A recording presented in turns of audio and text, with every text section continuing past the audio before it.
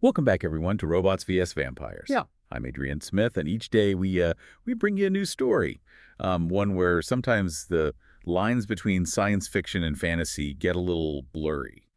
Right. I'm Julia Jones, and we'll break down these wild narratives and try to separate fact from fiction. Who knows? Maybe you'll even learn a thing or two about history, technology, Yeah. or even a little bit about human nature along the way. Today's story definitely dives into some pretty deep questions about ambition, betrayal, and the very human desire for things like power and immortality.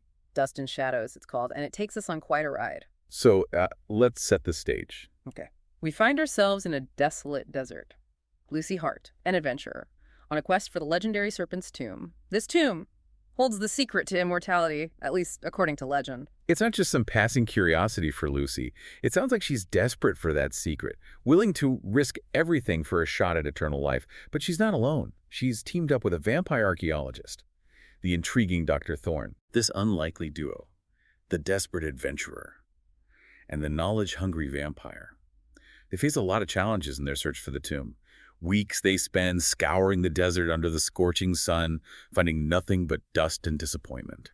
It makes you wonder if, even in a world with vampires and ancient secrets, the search for something extraordinary can be just as tedious as our everyday lives. But just when Lucy's about to give up hope, Dr. Thorne makes a breakthrough. He discovers a hidden stone slab covered in hieroglyphics, and he just knows this is it, the entrance to the Serpent's tomb. But here's where things get really interesting. The tomb isn't just hidden, it's protected by a curse. When Lucy reaches for the glittering treasures inside, they crumble to dust in her hands. Classic case of be careful what you wish for. Exactly. And it makes you question the true nature of the tomb's riches. Are they material treasures or something far more intangible like knowledge or power? Well, Dr. Thorne isn't interested in material wealth.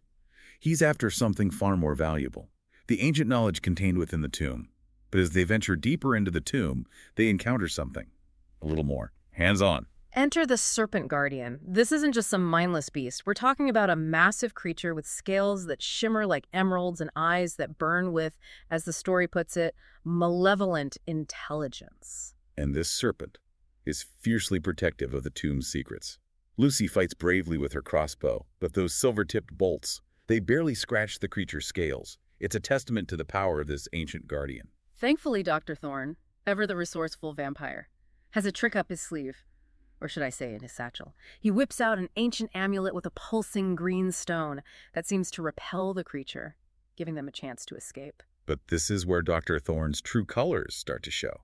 Remember his thirst for knowledge. It turns out that thirst comes with a pretty hefty price tag. As they're making their escape, the serpent corners Lucy, and instead of helping her, Dr. Thorne uses the amulet to seal the tomb shut, trapping Lucy inside with the serpent. Talk about a betrayal. He uses Lucy as a pawn, a sacrifice even, to gain access to the knowledge he so desperately craves. It makes you wonder about his motivations. Is he purely driven by a desire for knowledge, or is there something more sinister at play? And poor Lucy is left to face a fate that might be even worse than death.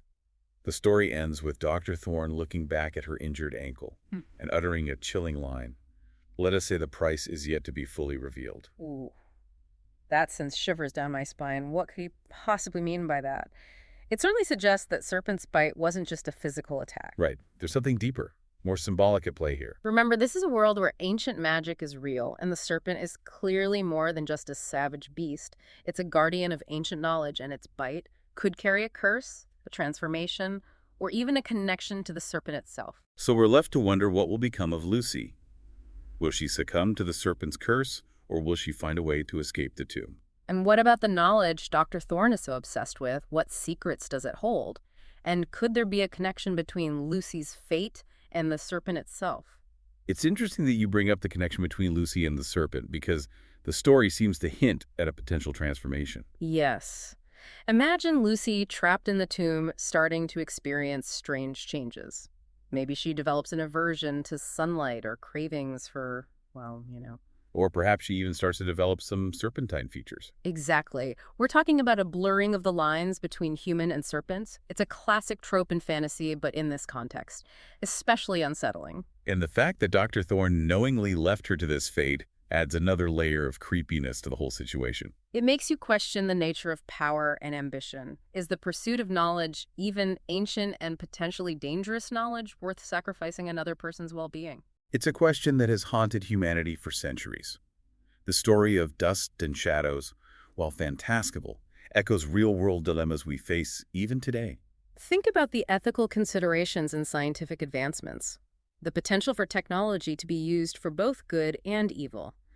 This story, in a way, serves as a cautionary tale. And it reminds us that even in a world of robots and vampires, the most fascinating and terrifying creature is often us.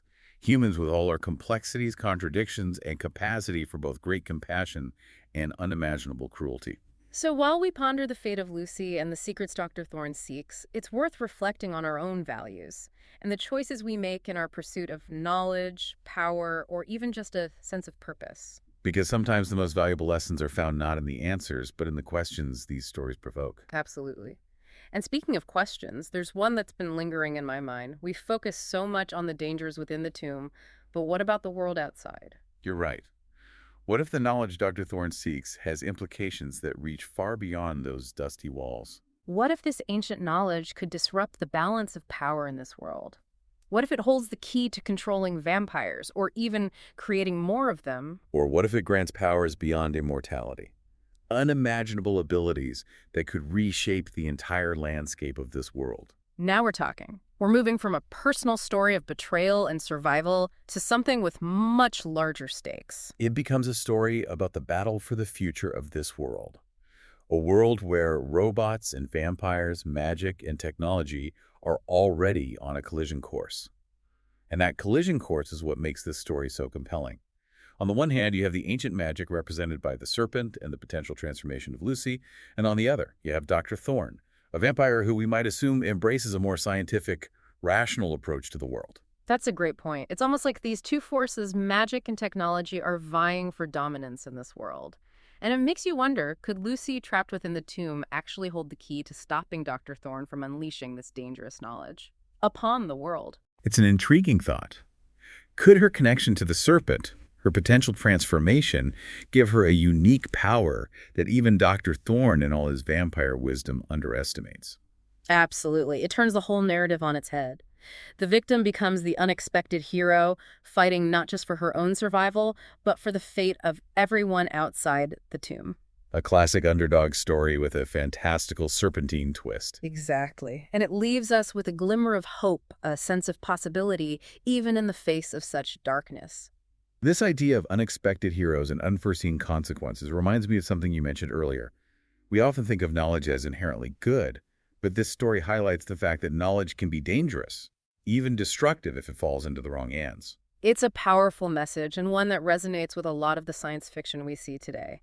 The rapid advancement of technology forces us to grapple with ethical dilemmas and consider the potential consequences of our creations. Right.